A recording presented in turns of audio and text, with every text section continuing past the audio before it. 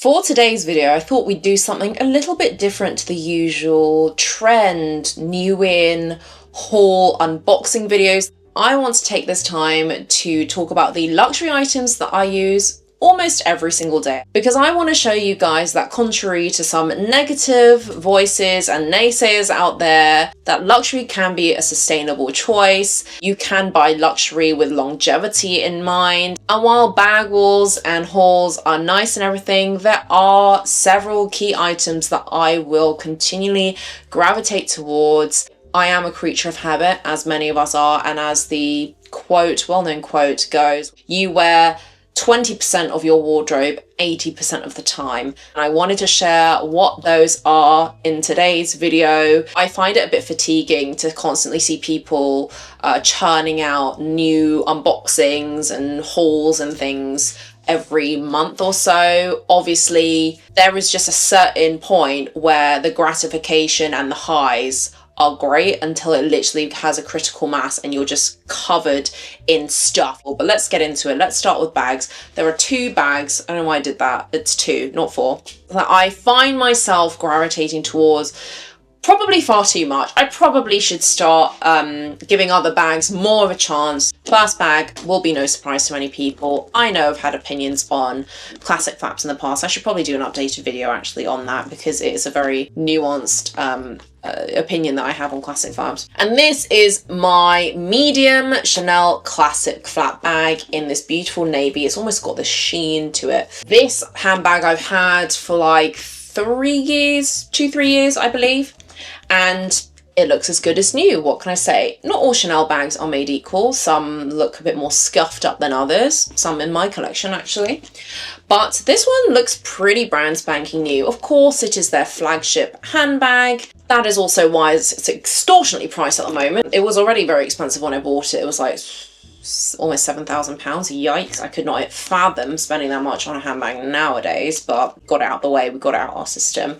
That being said, if you are somebody that ascribes to cost per wear, I personally don't, but if you do, as a personal choice, then I've probably got this down to like £1 a wear or something, because I almost wear it every single day, and I have to actively be like, no Mel, you have other bags. And I've also styled it with a matching Labubu of sorts, which always is a good conversation starter.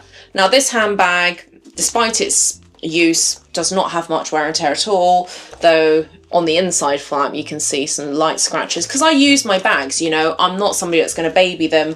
I intend to use them till I'm old and grey. Perfect size for all of my belongings, great storage.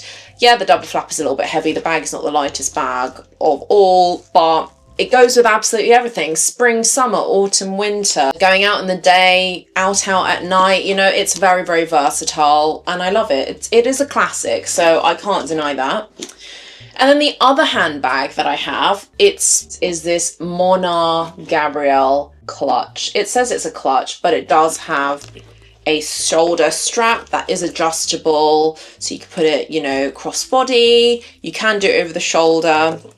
You can't do a double strap though, but it's not the type of bag that I would pick for a double strap moment. It's perfectly secure though, because of this M clasp, and I love the M clasp because, hello Mel, M, fantastic. But alas, Mona has been very well established for many, many years, and I absolutely love the Gabrielle because it is such a classic but with a modern twist. It's almost given east-west, because the Gabrielle is obviously almost like a Coco handle, which I have tucked in right at the back. It's quite tall and, you know, trapeze shaped as well, but this is almost like an east-west version, and I love it. It's also giving Kelly Pochette vibes as well. It's a very classic silhouette. It's very stylish. I love the contrast stitching as well. It's very, very modern, and I love that as a more neutral bag, and it's warmer toned. This is perfect for spring and summer.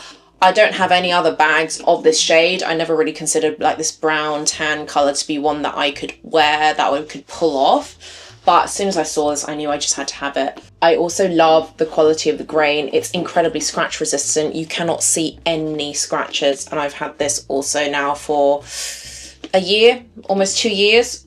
And I unboxed it in Giraffe Manor in Kenya, which was so, so magical. Actually, that must have been just a year ago, a year and a half ago or so, because that was last July, I believe.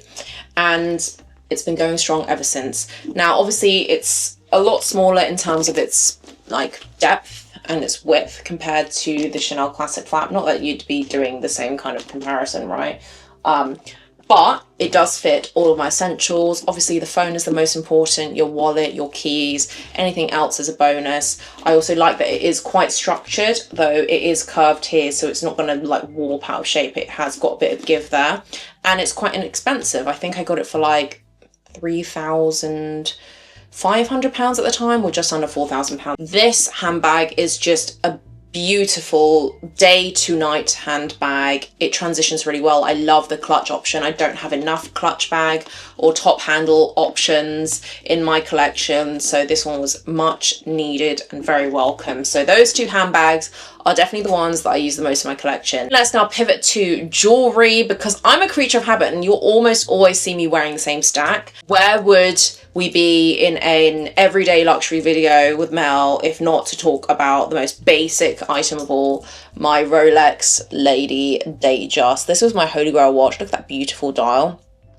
And it's in this dual tone hardware, and the fluted bezel as well is just absolutely stunning. Everyone knows it's Rolex, probably to my own detriment, because now I don't like to really wear it out unless I'm around my friends and family or shuttling from one place to another, straight in the car to the restaurant or wherever I'm going out. But when I do wear it, it's always very special. I love looking at it. You know, buying it was such an amazing experience. It just brings a smile to my face. It's dual hardware, so it's very, very versatile. It's also very ladylike, being the Lady Datejust. It's a little bit of a smaller dial, 31 millimeters if I'm not mistaken.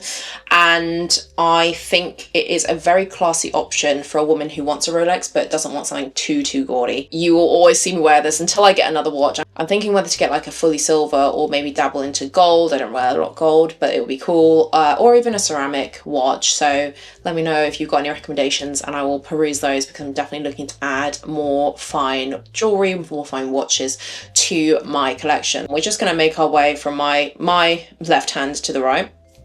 Now this one is a piece of wearable tech. I've talked about it before, I believe, but this is the Ultra Human ring. It's kind of like the Aura ring, which some of you may know a little bit better, but it's no subscription, which I prefer, because I believe Aura you have to pay for the software, and it's kind of like the same problem with Whoop, which obviously is it's a bit different. It's a bracelet, it's also a wearable tracker for a lot of your, you know, key metrics, you know, heart rate, respiratory, all of that.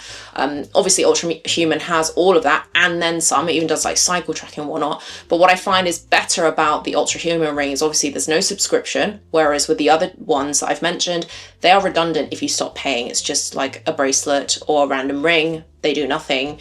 But also the level of insights they're constantly adding to it. I believe they even have technology now where you can basically do diabetes tracking, so they can tell your blood glucose too. I think it might be an add-on, but that's amazing. So obviously you get the typical things around heart rate, respiratory, sleep index scores, stress. You also, as a woman, you get menstruation as well. It takes your basal body temperature, all of that. It can even tell you when you're about to get ill, which is incredible. And the dashboard is very intuitive. It's very user-friendly. And I love that it gives me notifications for various things I need to be paying attention to in the morning. So it's like, you know, now you can taper off caffeine, or you can have some, or, you know, you should go and stretch. You've been stagnant for too long, or your sleep didn't go as well as you should have. Maybe you should bulk up on this. You're in a sleep deficit, and it will do all those calculations on what you need to improve, which I really appreciate, because insights just for the sake of insights can drown you in so much big data. But actually to be able to digest it into manageable steps and actions that you can take to improve your lifestyle is something that I find Ultra Human does really, really well. And I also like that you have the Find My Ring feature, because oftentimes I lose it. I also love the length of the charge. It's like 2 days I can wear it without needing to charge it, sometimes 3. Waterproof, all of that is great. It's not really impacted my working out. Weightlifting, I'll take it off sometimes, but other than that, there is no limitations to the type of workout I can do.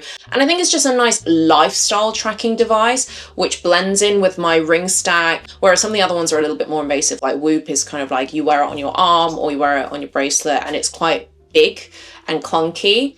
Not too sure about Aura rings and stuff like that, or even, you know, smartwatches can be big and bulky too. So I like that this is very subtle and it just blends in, because we like fashion and function here. Then we shall do before we move on to the right side, my Chanel earrings, I always wear these. It's either these or the pearl stud ones.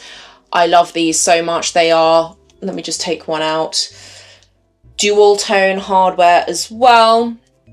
So they're perfect for wearing with any kind of outfit. I actually haven't had any of the cubic zirconia stones fall out because I know Chanel's notoriously bad for having stones falling out. It has happened to me in the past on necklaces and some other earrings, which I have had fixed. They are quite good at that, but obviously it takes so long. It takes about like 8 weeks, maybe more, especially nowadays with the backlog that I'm sure that they have because of their quality issues.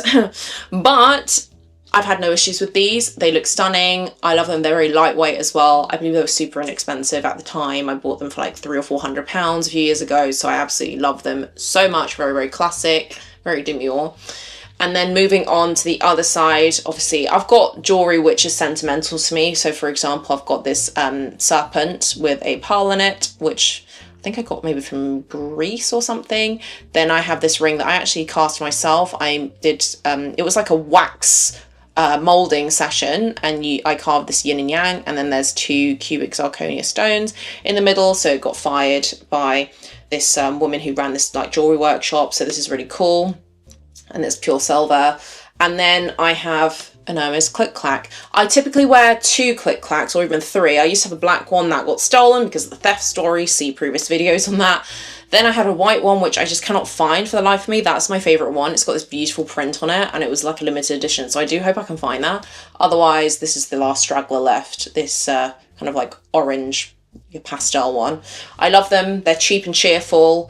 They do tarnish quite easily. They scratch easily, but it's just nice to stack them. I really like the look of them. And they match my NBA jersey, which I bought recently as well. Then in terms of other accessories, so sunglasses. You'll always see me in sunglasses, even in winter. You know, if you know I just can't be bothered to interact with anybody, I'll wear some big sunglasses where you can't see my eyes. Now this one in particular is like the holy grail that I always wear. It just fits my face and it's just really, really hard wearing. And this is a pair of Chanel pearl detail sunglasses. I think a few people on YouTube have unboxed these, and for good reason. They are really, really nice. They fit super well. They don't fall off. A lot of my other Chanel ones don't really fit my face, so they will slide off my face progressively over the day. This does not. I also love the cat eye style. I used to have a pair of Key Australia sunglasses that had this cat eye style. Who remembers the Key and Shay Mitchell collab? But they broke, and so I have these now, and they're great. I love the pearl detail. So, you know, it's my birthstone. I also love that Chanel's key, I guess, stone is pearl. I mean, obviously pearl features very heavily in Chanel's collections, and obviously, given it's a plastic frame, nothing's happened to them. And then this pair I bought literally just recently in the last couple of weeks, but I know these are a firm favourite for life, and these are the Miu Miu Orb. AUBE sunglasses. I think we can all agree they look great. I love big sunglasses. The bigger the better. The shield sunglasses always fit my face because I've got a big head. It's also rimless, which is a first that I've never experienced, but really, really cool. Miu Miu's having their time in the sun right now.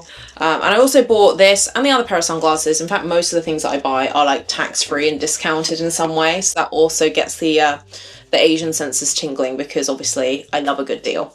Now let's move on to fragrances, because as you also may have guessed in recent videos, I am into collecting luxury perfumes at the moment. Now I have quite a collection right now, but these are just the 2 main ones that I use often and I always get complimented on. This is the Creed Royal Princess Oud perfume. It is delicious. It is sensual. She is rosy, oudy. Let me just, it's my favorite. You can see how much I've dented this, by the way, especially since the video I filmed not too long ago. We're almost like, we're over a third of the way. I want to say we're almost halfway there.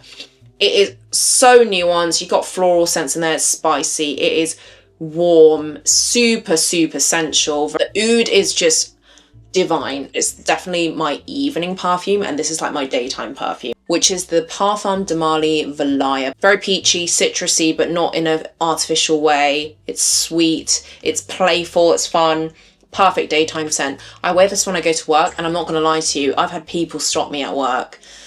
People I know, people I don't, that ask me what my perfume is. In fact, when I was buying the Miu Miu sunglasses, the sales associate stopped me.